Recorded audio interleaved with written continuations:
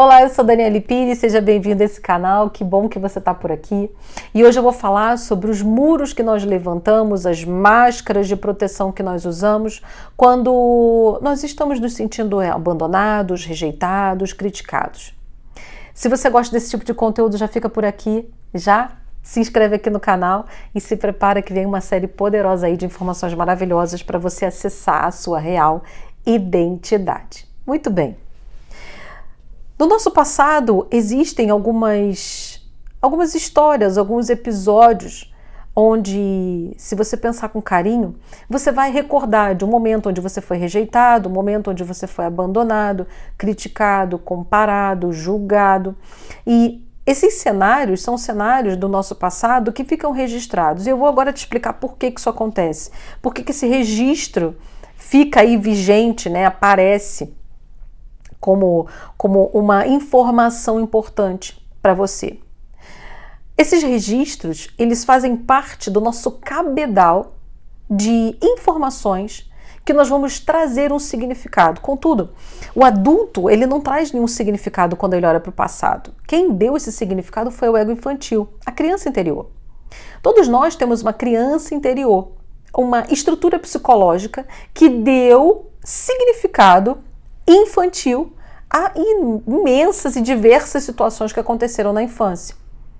Quando eu, Daniele, olho para o meu passado e observo algumas situações, eu percebo claramente que o meu adulto, a Daniele adulta, ela traz um significado específico para algumas coisas.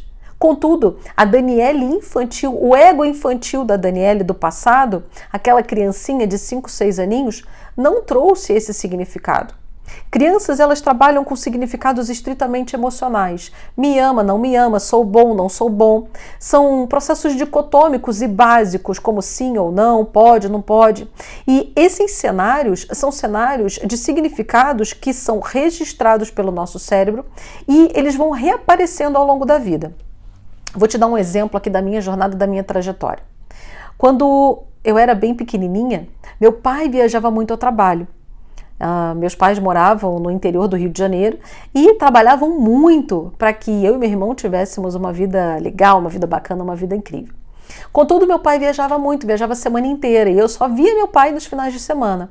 Mas meu pai, nos finais de semana, estava tão cansado que ele precisava dormir, ele precisava descansar. E naquele momento eu não conseguia olhar para o meu pai com esse olhar do adulto. Puxa vida, meu pai trabalha muito, meu pai precisa descansar, meu pai viaja a semana inteira, meu pai precisa dormir. Naquele momento a Daniele, do ego infantil, a Daniele com 5, 6 aninhos e o processo de significado infantil, olhou para o papai dormindo no final de semana e tudo que eu queria era a atenção dele e se sentiu abandonada, se sentiu deixada de lado. Então naquele momento eu percebi pelo significado que papai não me ama, papai só pode não me amar. Se ele me amasse, ele estaria brincando comigo. E é assim que a criança trabalha com os significados do passado, é assim que a criança trabalha com os significados das situações que aconteceram no seu passado, com o ego infantil. Então a minha criança interior entendeu que papai não me ama. Se ele me amasse, estaria brincando comigo. E se ele não me ama, significa que ele não gosta de mim e eu não sou uma criança boa. Então esse foi o significado que eu dei a mim mesma no passado. Eu aprendi a não gostar de mim no passado. Eu entendi que eu só poderia ser uma criança ruim, afinal de contas, papai não queria brincar comigo, papai não queria me fazer companhia, papai não queria passear comigo, ele queria dormir. Contudo, quando eu penso na cabeça do adulto, quando eu olho com o olhar adulto, hoje, à luz dos meus 42 anos, e olho para o passado, eu entendo. Coitado do meu pai, trabalhava muito, viajava a semana inteira e chegava em casa, no seu ambiente seguro, ele queria descansar. Muitas vezes nós estávamos perto dele, a gente estava pertinho dele, eu estava brincando com meu irmão, eu estava ali com meu irmão, mas eu queria a atenção total do meu pai. A minha demanda de amor e atenção pelo meu pai era muito maior do que aquela que ele estava me entregando, pelo cansaço e muitas vezes também pelo excesso de trabalho.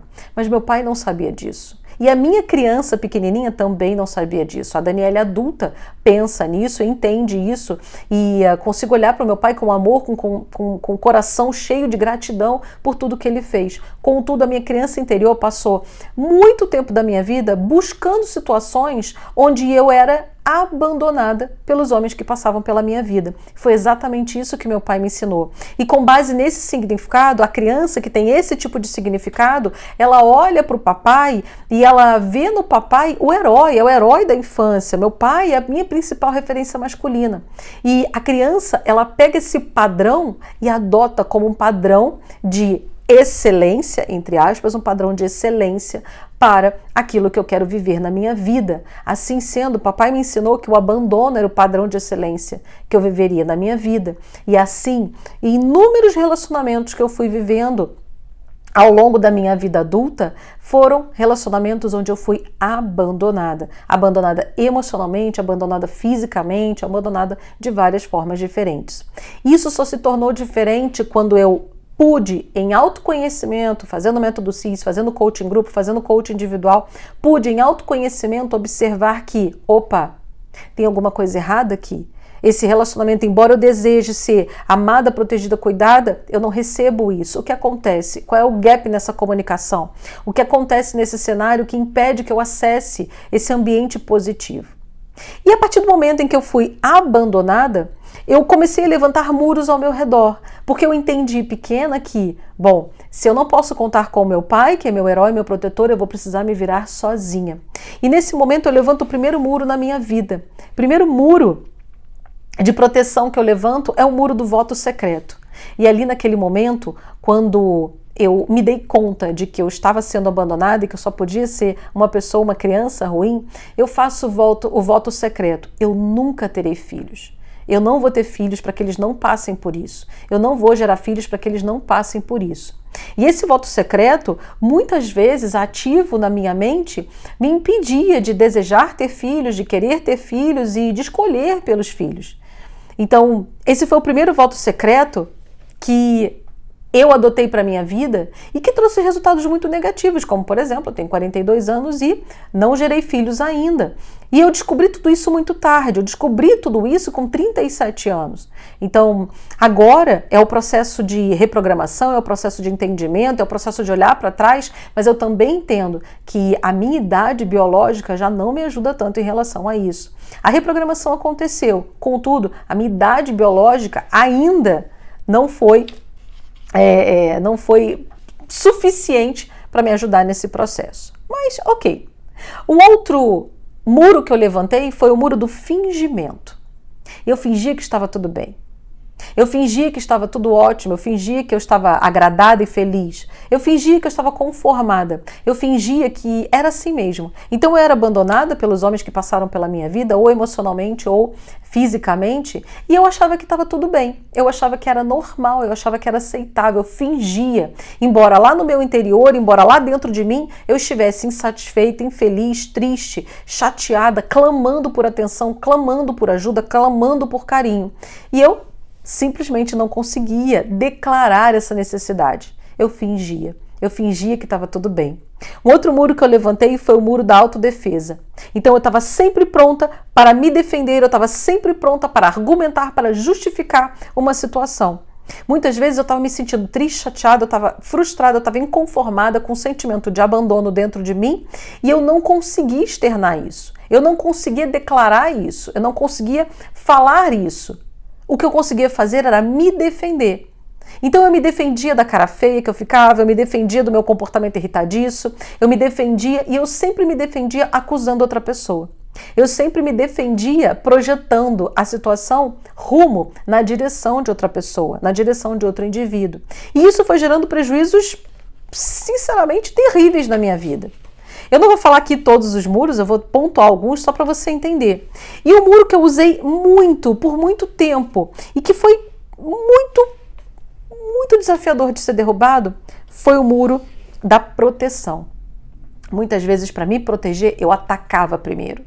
Então, muitas vezes, para me proteger de algumas situações, eu imediatamente atacava pessoas, falava mal de pessoas, era injusta com pessoas, era rígida demais com pessoas, e esse movimento afastou muito de mim pessoas que eu amava, que eu respeitava, que eu acreditava que eram pessoas boas, e esse movimento acabou afastando essas pessoas de mim e gerando prejuízos emocionais gigantescos. Então, eu levantei sim alguns muros para me proteger. E isso só foi mudando na minha vida, isso só foi ficando diferente quando eu entendi. Entendi meu passado, entendi minha origem, entendi que havia um ego infantil pontuando contra, falando coisas que não eram positivas, falando coisas que não eram boas, e principalmente entendi pelo autoconhecimento e pelo relacionamento com Deus que muitas coisas nos acontecem para nos preparar para o futuro. Muitas coisas nos acontecem para que nós possamos vivenciar um futuro lindo, extraordinário, cheio de ganhos, cheio de resultados lindos, cheio de resultados incríveis. Muitas coisas nos acontecem na nossa infância para que nós tenhamos argumentos quando formos falar, dar nosso testemunho e falar a respeito disso. E eu tenho clareza de que tudo que aconteceu comigo no meu passado me preparou para o meu hoje. Me preparou. Quando eu passei pelo divórcio, eu infelizmente passei por um divórcio no ano de 2015 e foi uma das dores mais severas que eu senti na minha vida. Quando eu passei pelo divórcio, e você que está me assistindo agora, você sabe disso. Quando a gente se casa para sempre, a gente não se casa para se separar. E quando eu passei por essa situação, no momento, eu não entendi o porquê, e muitas vezes eu questionei a Deus, Senhor, por quê? Senhor, por que eu estou passando por isso? Senhor, por que eu me casei? Por que o Senhor permitiu que eu me casasse se eu ia me separar logo depois? Na verdade, essa era só a Daniele se vitimizando, porque Deus sabia de todas as coisas. Eu mesma destruí esse relacionamento, esse casamento, atraindo para mim um homem que tivesse muitas questões emocionais que complementavam as minhas, em primeiro lugar. Em segundo lugar, um homem que tinha seus vícios emocionais, assim como eu tinha os meus, então era um complemento de vícios emocionais. E em terceiro lugar, trazendo para minha vida apenas aquele padrão que eu tinha aprendido com o meu pai no passado, que infelizmente meu pai me ensinou sem querer no passado, trazendo para mim um homem que também abandonava emocionalmente, assim como eu fui abandonada emocionalmente pelo meu pai. E nesse cenário, o próprio divórcio foi um abandono físico. Então, é importante que você saiba que toda crença é autorrealizável. E existia essa crença de que homens abandonam dentro de mim. E o casamento foi apenas uma maneira de autorrealizar essa crença. Então, vivenciar essa crença. E nesse momento, vivendo tudo isso, eu não tinha dimensão de que Deus estava me preparando para viver o meu propósito. Hoje, quando eu falo com as minhas clientes de coaching individual, as minhas alunas de coaching grupo, os meus alunos da minha turma, e você que está aqui me assistindo no YouTube, quando eu falo para as pessoas, quando eu abro a minha boca para falar de relacionamentos, eu falo do que eu vivi, eu falo do que eu passei e eu falo do que eu reprogramei. Quem me conhece sabe que eu sempre uso a seguinte frase: eu hoje estou no meu segundo e último casamento. E por que eu declaro essa frase? Porque eu tenho clareza e certeza de que eu estou casada para sempre, eu estou casada desta vez para viver a eternidade ao lado desse marido. E quando eu olho para o meu casamento hoje, eu entendo por que o meu primeiro casamento não deu certo. Quando eu olho para a Daniele do hoje, que não espera mais ser abandonada, que não vive mais abandono, eu percebo que eu precisava passar por algumas coisas para poder olhar no olho, como eu estou olhando no seu olho agora, e te dizer, se seu casamento não tá legal, eu entendo, eu passei por isso. Mas eu não quero que você passe pelo que eu passei, pela dor do divórcio. Eu quero que você continue teu relacionamento e que você restaure, resgate, que você restitua essa relação. É possível viver isso, é possível vivenciar isso.